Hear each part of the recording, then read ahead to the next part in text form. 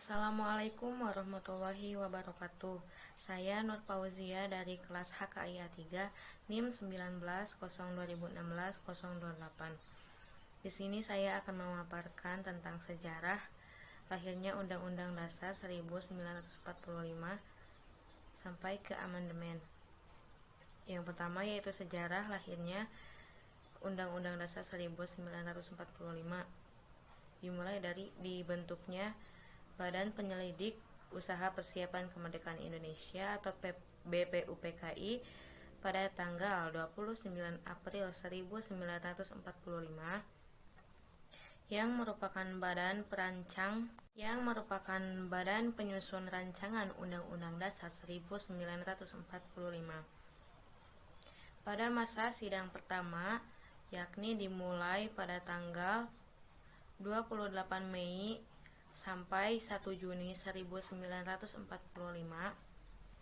Insinyur Soekarno menyampaikan gagasan tentang dasar negara yang diberi nama Pancasila. Pada tanggal 22 Juni 1945, ke-38 anggota BPUPKI membentuk Panitia 9 untuk merancang Piagam Jakarta yang akan menjadi naskah pembukaan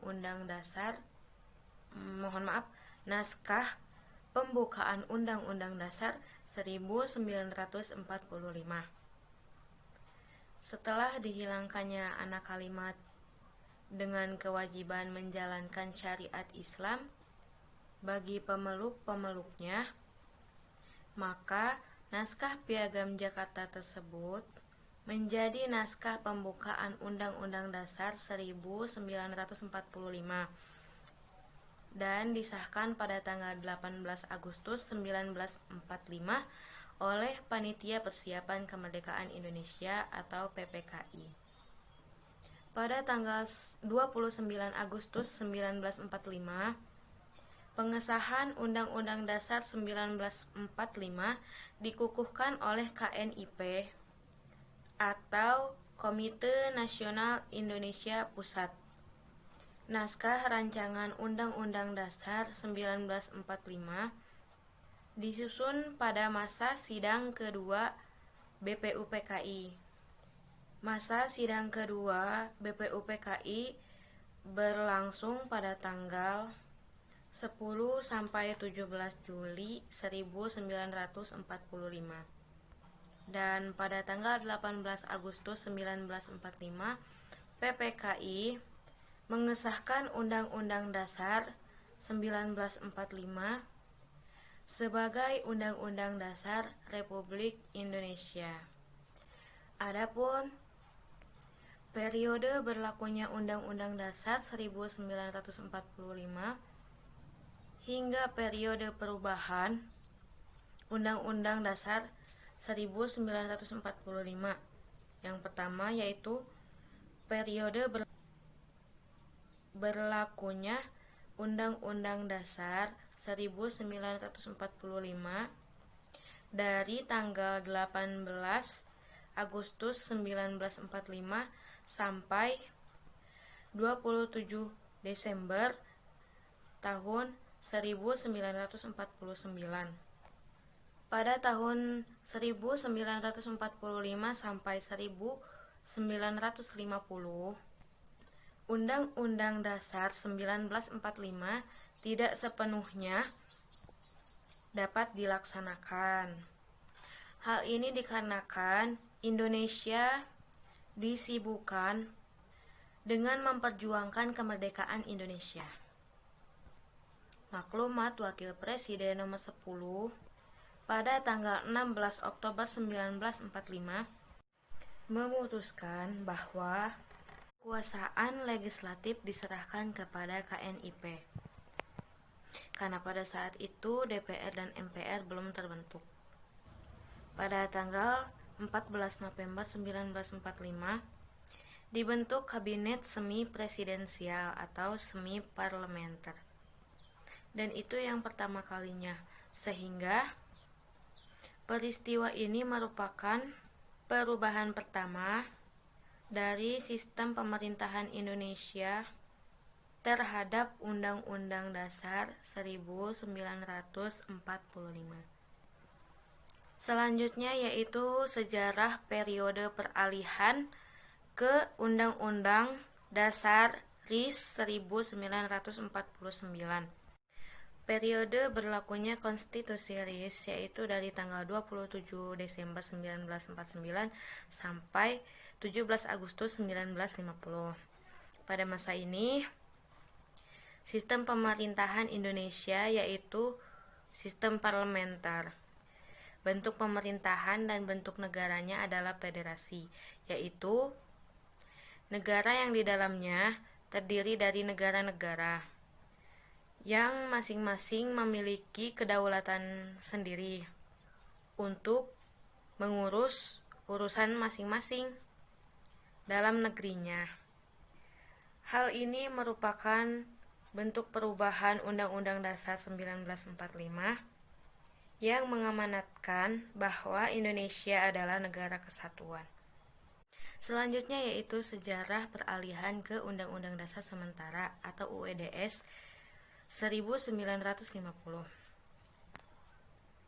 Pada masa periode UUDS 1950 diberlakukan demokrasi parlementer atau sering disebut dengan demokrasi liberal. Pada periode ini kabinet silih berganti. Akibatnya pembangunan tidak berjalan dengan lancar. Masing-masing partai lebih mementingkan urusan partainya atau golongannya masing-masing. Rakyat Indonesia pada saat itu kemudian sadar bahwasanya Undang-Undang Dasar Sementara 1950 dengan sistem demokrasi liberal itu tidak cocok. Karena aturan pokok itu mengatur bentuk negara, bentuk pemerintahan, dan sistem pemerintahan Indonesia. Selanjutnya yaitu sejarah atau periode kembalinya Undang-Undang Dasar 1945. Berlaku dari tanggal 5 Juni 1959 sampai tahun 1966. Dikarenakan situasi politik di Majelis Konstituante yang panas dan banyak kepentingan partai yang saling tarik ulur politik sehingga gagal menghasilkan sebuah konstitusi baru. Kemudian pada tanggal 5 Juli 1959, Insinyur Soekarno mengeluarkan keputusan presiden yang satu ini itu memberlakukannya kembali Undang-Undang Dasar 1945 sebagai konstitusi dan menggantikan sementara Undang-Undang Dasar Sementara atau UUDS 1950 yang berlaku pada saat itu. Pada saat itu ada berbagai penyimpangan tahun 1945 termasuk yang pertama, Presiden menunjuk Ketua dan Wakil Ketua MPR atau DPR dan Mahkamah Agung serta Wakil Ketua DPA menjadi Menteri Negara. Dan penyimpangan terakhir yaitu MPRS menetapkan Insinyur Soekarno menjadi Presiden seumur hidup.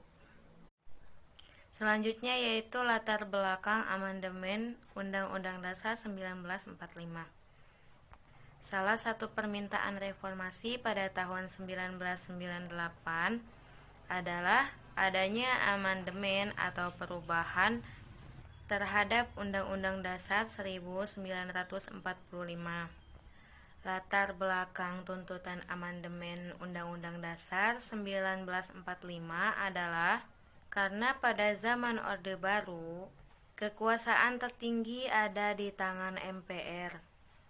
Namun pada kenyataannya tidak di tangan rakyat. Tetapi kekuasaan yang lebih besar atau yang sangat besar malah ada di tangan presiden. Hal tersebut dikarenakan adanya pasal-pasal yang terlalu luas, yang dapat menimbulkan multitafsir. Dan kenyataan mengenai rumusan Undang-Undang Dasar 1945 mengenai semangat penyelenggara negara yang belum didukung cukup ketentuan konstitusi. Tujuan amandemen Undang-Undang Dasar 1945 adalah menyempurnakan aturan dasar seperti kedaulatan rakyat, tatanan negara, pembagian kekuasaan, HAM atau hak asasi manusia, eksistensi negara demokrasi dan negara hukum, serta yang lain-lainnya yang sesuai dengan perkembangan, kebutuhan, dan aspirasi bangsa. Amandemen Undang-Undang Dasar 1945 mempunyai kesepakatan, yaitu tidak merubah pembukaan Undang-Undang Dasar 1945 dan tetap mempertahankan Negara Kesatuan Republik Indonesia. Juga memperjelas sistem pemerintahan presidensial. Cukup sekian pemaparan dari saya. Mohon maaf apabila banyak salah kata. Terima kasih. Billahi taufiq wal hidayah. Wassalamualaikum warahmatullahi wabarakatuh.